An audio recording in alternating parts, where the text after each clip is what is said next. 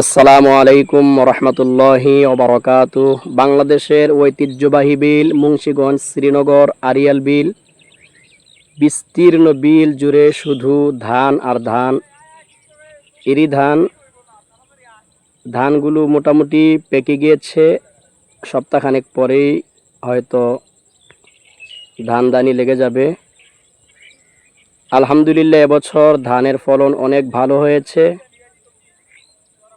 আশা করি পর্যাপ্ত পরিমাণ শ্রমিক এবং